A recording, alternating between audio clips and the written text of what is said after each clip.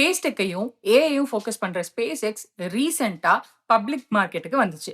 IPO வந்தப்ப கம்பெனியோட valuation $1.77 trillion இருந்துச்சு. ஆனா அதுக்கப்புறம் வேல்யூவேஷன் இன்னும் க்ரோ ஆகி இப்ப மார்க்கெட் கேப் அரௌண்ட் $2.1 ட்ரில்லியன் வரைக்கும் போயிருக்கு.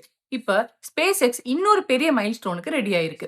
ஜூலை 6 மார்க்கெட் க்ளோஸ் ஆனதுக்கு அப்புறம் ஸ்பேஸ் எக்ஸ் நாஸ்டாக் 100 இண்டெக்ஸ்ல அபிஷியலா சேர போறாங்க. நாஸ்டாக் 100னா நாஸ்டாக் எக்ஸ்சேஞ்ச்ல ட்ரேட் ஆற 100 பிக்கஸ்ட் நான் ஃபினான்ஷியல் கம்பெனிஸை இன்க்ளூட் பண்ற ஒரு மேஜர் இண்டெக்ஸ்.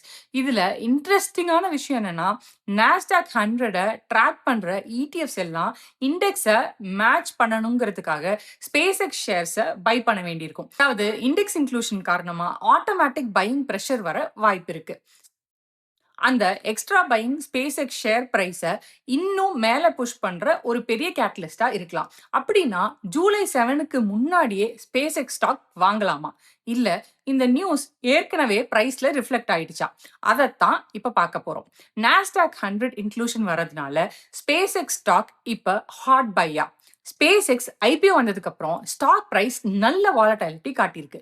ஆனா $160.95 லெவலுக்கு க்ளோஸா ஸ்ட்ராங் சப்போர்ட் கிடைக்குது. ஜூலை 6க்கு பின்னாடி ஸ்பேஸ் எக்ஸ் நாஸ்டாக் 100ல சேர போறதால அந்த இண்டெக்ஸை ட்ராக் பண்ற இடிஎஃப்ஸ் எல்லாம் ஸ்பேஸ் எக்ஸ் ஷேர் வாங்க வேண்டியிருக்கும். அதனால ஜூலை 7 வரைக்கும் ஸ்டாக் கொஞ்சம் மேலே போகலாங்கிற பாசிபிலிட்டி இருக்கு. ஆனா அதுக்காக ஃபோமோல ஓடி போய் பை பண்ணணும்னு அர்த்தம் இல்லை. ஏன்னா ஸ்டாக் ப்ரைஸை இண்டெக்ஸ் இன்க்ளூஷன் மட்டும் டிசைட் பண்ணாது. Interest rates, economy, inflation, geopolitics மாதிரி மேக்ரோ ஃபேக்டர்ஸும் பெரிய இம்பாக்ட் கொடுக்கும். இன்னொரு முக்கியமான விஷயம் என்னன்னா, ஸ்பேஸ் எக்ஸ் இப்போ ட்ரேட் ஆகிற வேல்யூவேஷன் கம்பெனி ஃபியூச்சர்ல மேசிவ் க்ரோத் டெலிவர் பண்ணுங்கிற எக்ஸ்பெக்டேஷன் ஆல்ரெடி ரிஃப்ளெக்ட் பண்ணுது. அதாவது க்ரோத் கொஞ்சம் மிஸ் ஆனாலே வேல்யூவேஷன் ப்ரெஷர் வரலாம். ஃபினான்ஷியல்ஸை பார்த்தா last year space X around $18.7 billion revenue generate பண்ணுச்சு. ஆனா அதே நேரத்தில் ரஃப்லி $4.9 பில்லியன் நெட் லாஸ் ரிப்போர்ட் பண்ணியிருக்காங்க. ரெவென்யூ நல்ல க்ரோத் காட்டினாலும் இன்ஃப்ராஸ்ட்ரக்சர் அப்புறம் எக்ஸ்பான்ஷனுக்காக கம்பெனி இன்னும் ஹெவி ஸ்பெண்டிங் பண்ணிட்டு தான் இருக்காங்க. அதனால இந்த வருஷமும் லாசஸ் அதிகமாக வாய்ப்பு நிறைய இருக்கு. ஐபிஓ வந்து இன்னும் 3 வீக்ஸ் தான் ஆகுது. இப்போ ஸ்டாக் பிரைஸ்ல IPO excitement, short term traders, hype இதெல்லாமே இருக்கலாம். அதாவது ஃபண்டமெண்டல்ஸை விட எக்ஸைட்மெண்ட் தான் ப்ரைஸை சப்போர்ட் பண்ணிட்டு இருக்கலாம். அது மட்டும் இல்லை, இப்போ இன்சைடர்ஸ் லாக்அப் பீரியட்னால ஷேர் செல் பண்ண முடியாது. ஆனா அக்டோபர் மாசத்துக்குள்ள $800 பில்லியன் வர்த் ஆஃப் ஷேர்ஸ் செல் பண்ண எலிஜிபிள் ஆயிடும். பிரைவேட் கம்பெனியா இருந்த காலத்திலேயே ஷேர்ஸ் வாங்கி ஹியூஜ் ப்ராஃபிட்ல இருக்கிற இன்சைடர்ஸ் அந்த டைம்ல ப்ராஃபிட் புக்கிங் பண்ண ஆரம்பிச்சா மார்க்கெட்ல செல்லிங் ப்ரெஷர் அதிகமாகலாம். அதனால இந்த வருஷம் எண்டுக்குள்ள இப்போ இருக்கிற பிரைஸை விட லோவர் வேல்யூவேஷன்ல ஸ்பேஸ் எக்ஸ் ஸ்டாக் வாங்க சான்ஸ் கிடைக்கலான்னு சில அனலிஸ்ட் நினைக்கிறாங்க.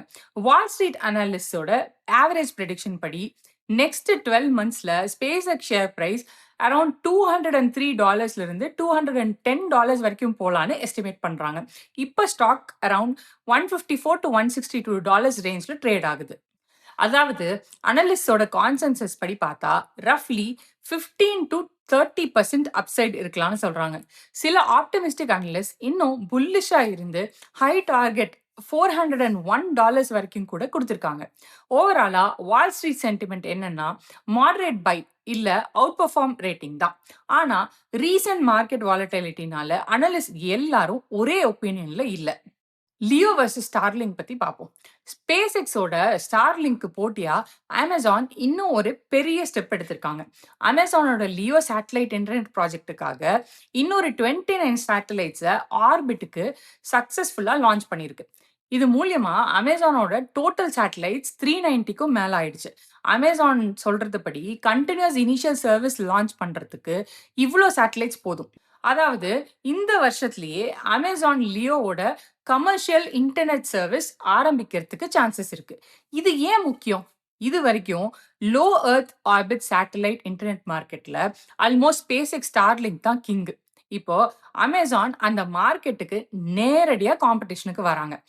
லாஸ்ட் இயர் அமேசான் சில என்டர்பிரைஸ் கஸ்டமர்ஸ்க்கு மட்டும் ப்ரிவ்யூ சர்வீஸ் கொடுத்தாங்க. ஆனா ரீட்டைல் கஸ்டமர்ஸ்க்கும் கவர்மெண்ட் கஸ்டமர்ஸ்க்கும் இன்னும் லான்ச் பண்ணல. இந்த வருஷம் இனிஷியல் ரோல் அவுட்ல சில கண்ட்ரீஸ் இல்லாட்டி செலக்டட் ரீஜன்ஸ்க்கு மட்டும் சர்வீஸ் கிடைக்கலாம். அதுக்கப்புறம் மறுபடியும் கன்டினியூஸா சேட்டலைட்ஸ் லான்ச் பண்ணி கவரேஜ எக்ஸ்பேண்ட் பண்ணுவாங்க. Amazon லேட்டா என்ட்ரி குடுத்தாலும், SpaceXக்கு ரொம்ப பெரிய அட்வான்டேஜ் இருக்கு. SpaceX 2015லயே Starlink ஆரம்பிச்சுட்டாங்க. இப்ப அரவுண்ட் 10,000 சேட்டலைட்ஸ் ஆர்பிட்ல இருக்கு. 10 மில்லியனுக்கும் அதிகமான சப்ஸ்கிரைபர்ஸ் யூஸ் பண்றாங்க. அதனால Amazon இன்னும் கேட்ச் அப் மோட்ல தான் இருக்கு. Amazonஓட லாங் டெர்ம் பிளான் என்ன? Amazonஓட final goal around 7,700 satellites launch பண்ணணும். அப்பதான் Starlinkக்கு சீரியஸ் காம்படிஷன் குடுக்க முடியும். ஆனா ஒரு பெரிய ப்ராப்ளம். சேட்டலைட்ஸ் ரெடியா இருந்தாலும் லான்ச் பண்ண ராக்கெட்ஸ் கிடைக்கிறது தான் சேலஞ்ச். இதனால டிப்ளாய்மென்ட் ஸ்கெட்யூல் டிலே ஆயிடுச்சு. சோ இப்போதைக்கு Starlink கிளியர் லீடர் தான். ஆனா Amazonஓட லியோ என்ட்ரியால சேட்டலைட் இன்டர்நெட் மார்க்கெட் ஒரு 2 பிளேயர் ரேஸா மாற ஆரம்பிச்சிருக்கு.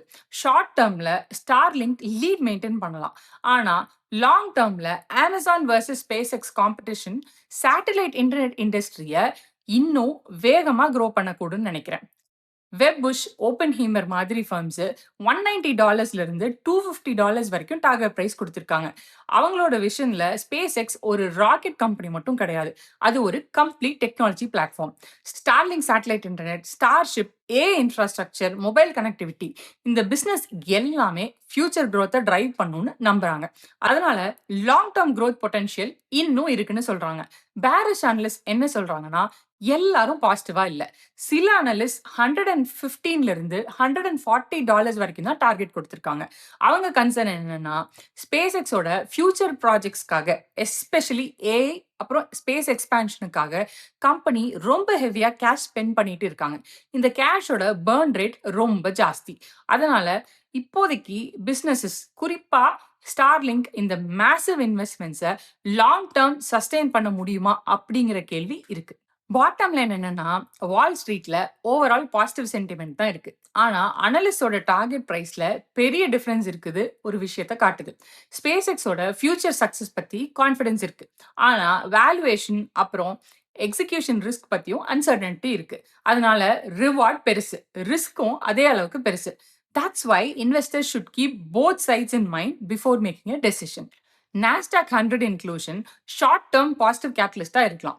ஆனா லாங் டெர்ம் இன்வெஸ்டர்ஸ் எக்ஸைட்மெண்ட் மட்டும் பார்த்து பை பண்றதுக்கு பதிலா valuation, financials, future growth, insider selling risk இது எல்லாத்தையும் கன்சிடர் பண்ணி டெசிஷன் எடுக்கணும்.